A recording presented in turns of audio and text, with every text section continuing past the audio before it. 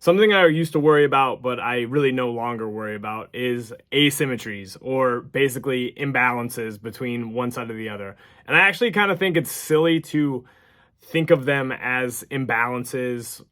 The human body is innately asymmetrical. Like, one lobe of your lungs is bigger than the other. Your heart is not in the middle. Your face is not like the same on both sides. If it is, you could either look really weird or there's some amount of attractivity in that type of, facial structure. But it's one of those things that a lot of the time, based on the nature of like how humans learn to move, and ultimately the fact that it's a lot more energy efficient to like throw a ball with one side of your body or kick a ball than to be ambidextrous. It's literally just like how much time you have spent practicing with one side of your body, and then there's a lot of feed forward of just skill acquisition in those ways.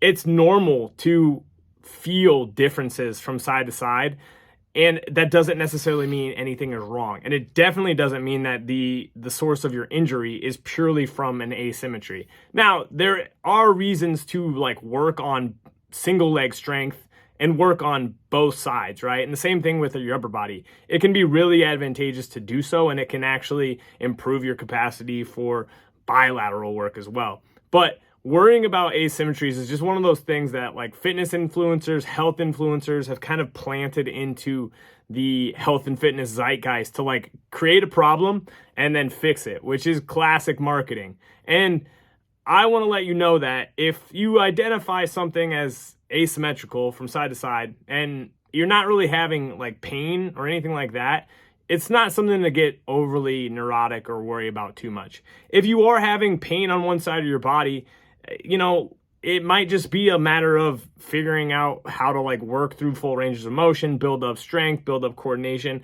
to improve your function, because a lot of times when we improve function, pain decreases.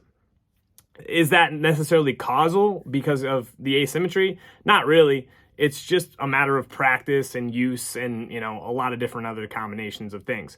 So yes, while it seems sexy or it seems appropriate to address asymmetries from a pain standpoint, it's not like the end all be all, right? From a performance standpoint, especially something like post surgery, like we want to bring up asymmetries. This is when it makes sense. Like somebody tears their ACL, we want the limb strength to be pretty darn close from side to side between the affected limb and the unaffected limb. Same thing with like rotator cuff work or anything like that.